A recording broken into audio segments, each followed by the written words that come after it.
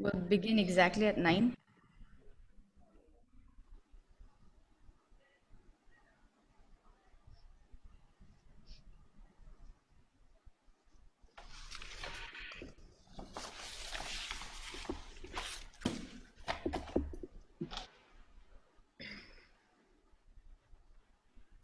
Put on your videos, everybody. Dawn, Sangro, and who is this Zimik? Sonung Zimik, yes. You can all put on your videos, yes, good. All right, so let's begin with our first class. Let me introduce myself. I'm going to be your English teacher, or I think it's called as communication, right? This paper, communication paper. So what we are going to do is we're going to learn. There is no set structured syllabus as such till today.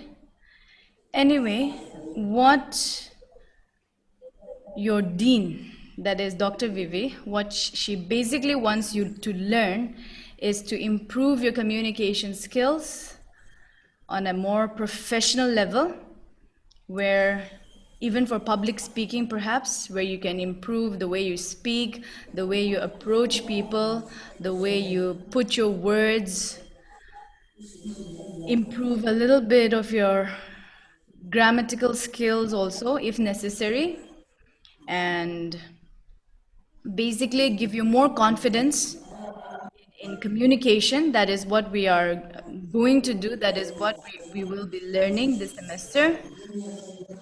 So I'll just mute everyone for.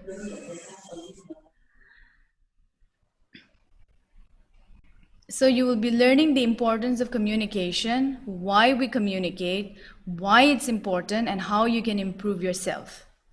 And you will also learn a little bit of phonetics, not very intensive, of course, because you are not English honor students, you are music diploma students, but we will have a little bit of phonetics also in a communications course, and business and academic writing, letter writing basically, on how to improve your writing skills, on how to improve your speaking skills, and and also speaking skills, so their grammar will come, their phonetics will come, all those things will come there. And yes, common errors that we usually make when we speak English. So what are those errors we will identify? Common errors that usually everyone makes, especially the focus is on Northeast, the way Northeast Indians, the way we speak English. What are the errors that we usually tend to make, and how can we improve ourselves? So that is going to be our focus, all right? So, why do we communicate? Let us first begin with that. Everybody communicates. Everything communicates, even animals or insects, worms, birds. I mean, every living being communicates. But communication, as human beings, we communicate on a higher level. Why? Because we have a very unique capacity to use language. So communication happens not only with orally, that is by speaking or by writing, but communication can happen non-verbally also, through gestures. It can even be through use of symbols, signs. So there are different ways to communicate. And why do we focus so much on communication? The reason why is because it's important socially, economically, culturally. How do we come to that conclusion? When I say culturally, economically, socially, when we look at communication, it is an exchange of ideas. It is an exchange of information. It is also a sharing of knowledge. So without communication, society will never grow, and human beings cannot survive without communication. That is the reason why when we think about the different kinds of punishment that are available. Prison, for example. We also put people in isolation, because for human beings, staying in isolation without any contact with your family, with your friends, not just that, without receiving any information about the outside world, that is a form of punishment, right? Maybe we can live by ourselves, maybe for a few days, without talking to anybody, without meeting anybody, and some may even think that we can definitely stay without any communication. But it is not just not meeting people. When we talk about lack of communication, it is also not receiving any sort of information about the outside world. Now that can be taken as a form of punishment, because human beings cannot survive in isolation. We need company. See, the word communication itself is from the Latin word communis, meaning something that is in commonality. So communication is all about creating commonness between the sender and the receiver. Now, when I use the term sender and receiver in this classroom scenario, I am the sender and you are the receiver. All right, in the classroom scenario, because I am the one communicating, I am the one sending the message, right, in a language which is understood by the receiver. Now, if I am speaking in a language which is not understood by the receiver, then there is failure to communicate. That means the process of communication has failed. It has failed to take place. Therefore, what's important is that the sender and the receiver should enter into a mental agreement. And what exactly is that mental agreement? In order to achieve our goal that is for successful communication, the sender should organize the message in such a manner that the receiver understands, and the receiver should also be mentally prepared to receive. Only when you receive the message, you will be able to interpret and take in the message. And that is the reason why I say that the sender and the receiver has to enter into a mental agreement. If there is this agreement, then there will be failure in communication. So when we talk of communication, we are talking of transaction. It can be an exchange of dialogue. It can be a discussion. It can be sharing of knowledge. So these are some of the concepts related to communication. Now, if you have your dictionaries, and if you open your dictionary, say the Oxford English Dictionary, if you look up the meaning of communication, it is given as the transfer or the conveying of meaning. All right, that is the definition that is given. So communication is an exchange. It is an exchange of meaning, because communication can be there. Communication is cyclic. You know, the sender gives the message, the receiver will interpret the message and give feedback. Now, when the sender gives feedback, again when the receiver gives feedback, the receiver also becomes the sender, and the sender becomes the receiver. All right, so it is also the transmission of information, of ideas, of emotions from one person to another. And we say that communication can also happen through symbols, can happen through gestures.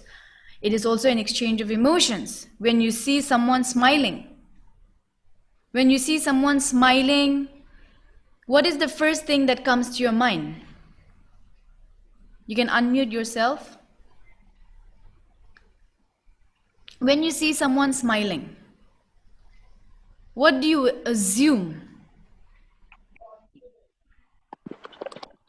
Even without that person saying anything, when you see a person smiling, what comes to your mind? Friendly. Acknowledgement of knowing that person. Okay. So which means when you see a person smiling, do you often do you feel the need to smile back? Yes, like a Yes. greeting.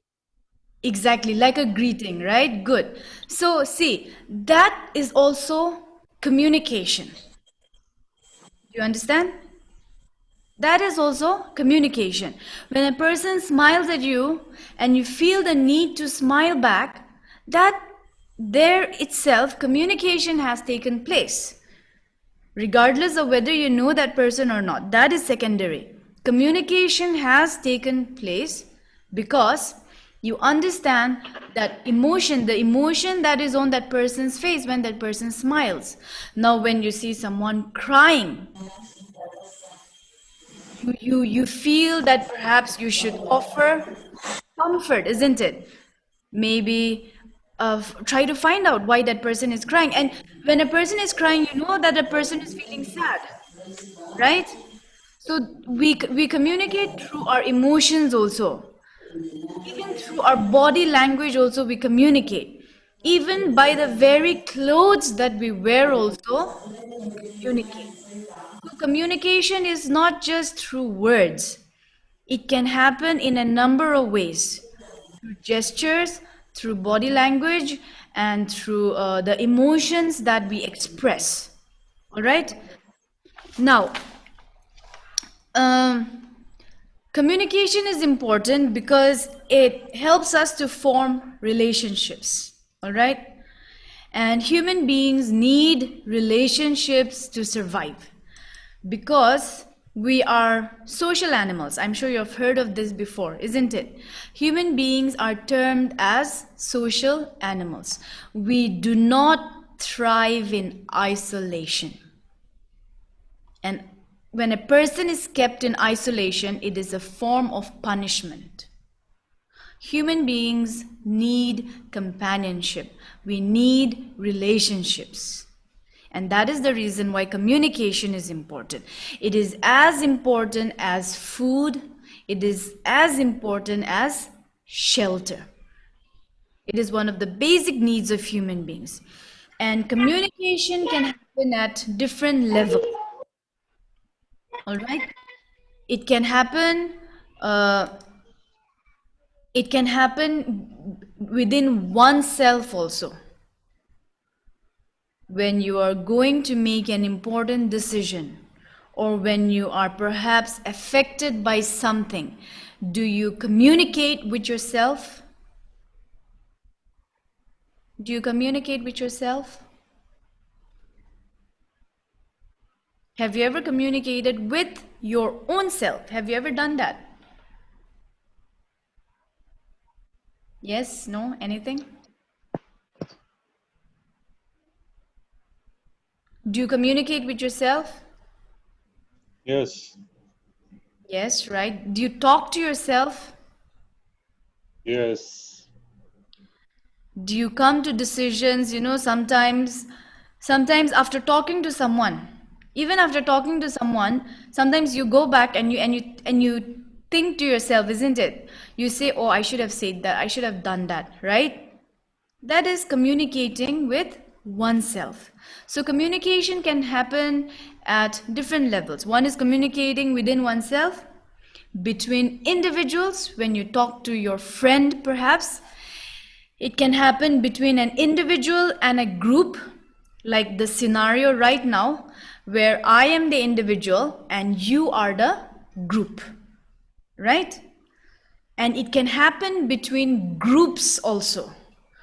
So those are the different levels at which communication takes place. And like I said before, communication is essential for the development of society, all right? We attain cultural prosperity, we attain economic prosperity by sharing our experience. We don't keep our knowledge to ourselves, you know. It is through sharing of experience that a society grows. So essentially, when we think of all those terms related to communication, let's look at education. Education happens because of communication. In the classroom scenario, what is happening? Transfer of knowledge. And why is education important? Ultimately, it's for the progress of society. Why? Because education helps you to improve yourself. When you improve yourself, you become a boon to society. You are able to become a useful member of society. So the transfer of knowledge. One of the important aspects of communication is the transfer of knowledge. I have also been a student once upon a time, right? That is how I gained knowledge. Now, I am transferring my knowledge to another group of students. And one day, perhaps this knowledge, you will again, whatever knowledge you have, I'm not just talking about this particular classroom scenario, what knowledge you have gained, you pass it on again, right? So education is a very important component of society. And education depends on communication. Clear so far? All right. Now the next one is information. Information. Now when I say information, think of the various media. You know, nowadays with easy access to internet, with cheap access to internet, there is a field of information out there. We don't know what is true, we don't know what is fake, but whatever it is, there is abundance of information out there. So the very passing of information, you know, finding out information and then passing on information, that also depends on communication. So when we watch and listen to the news also, what is happening? We watch the news, we read the newspaper. Why? Because we want information, right? So that is also another function of communication. Now the next function of communication is cultural promotion. Now how exactly does that take place, you know, cultural promotion? And why is cultural promotion important? It helps us to foster social values. First of all, it helps us to build social values. And communication helps us to build social values. We pass it from one generation to another, right? Have your parents or your grandparents or your elders, you know, do they tell you stories, you know? Do they tell you stories about your culture, about your tradition? Do you learn from them? Yes.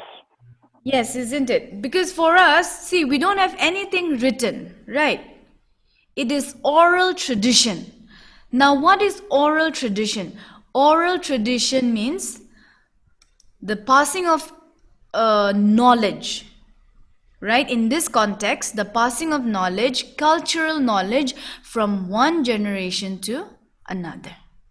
So that is also another very important function of communication, because it helps to keep our culture and our tradition alive. In every part of the world, it is through communication that cultural values are passed down from one generation to the other. So that's one very important function of communication. Now, the next function of communication is social contact. Social contact is an essential part of our lives daily. It makes companionship enjoyable, right? Like, for example, when you meet your friends, or when you and your friends, you have something in common. When you meet, when you discuss, when you're part of a certain club, when you're part of a certain organization, where you meet people, and you and your friends, you go out together, you hang out with each other. So that is termed as social contact. And how does social contact happen? Social contact happens because of communication. That is what I mean when I say that we don't thrive in isolation. You know, we need social contact. And also for integration also, in order to create relationships between different social groups. Like look at everyone here in this particular classroom. We may not be in a physical class, we may be in an online class, but this is also bringing people from all different social backgrounds together, and it creates something in common between each of you in this particular class. Right now, what is happening is online communication, right? And also for stimulation, to create interest, to develop positive thinking. These are all possible because of communication. And even for counseling, sometimes you may be feeling down, you may even be feeling depressed, you may need help. So you may go to someone to talk to about your problems. It can be an elder. You may even seek professional help, who knows? You may even perhaps meet your pastor or your youth leader, you know? Someone to give you advice, someone to give you counseling. So that is also an important function of communication. It helps to alleviate anxiety, especially when we seek guidance, all right, and when we seek consolation. Now, for entertainment also, communication is very important. When you watch a movie, that is also communication. When you listen to music, that is also communication. So that's another important function of communication for entertainment. And also, there's another term, it's called control function. Now, what exactly is control function? Control function can be any kind of management, all right?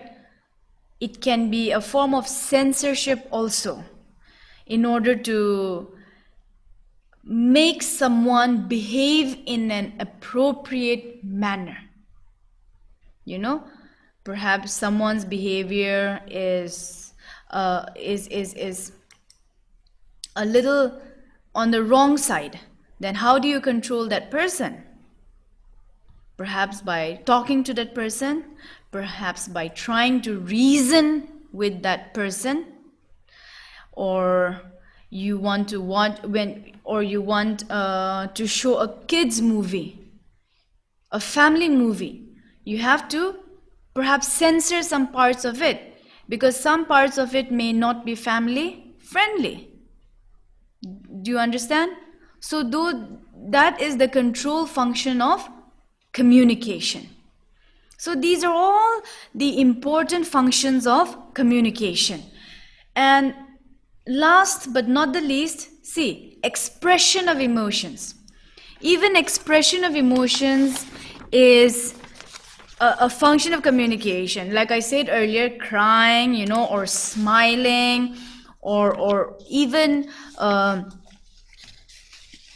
expressing a doubt, or perhaps you see someone, or you yourself, you express your emotions.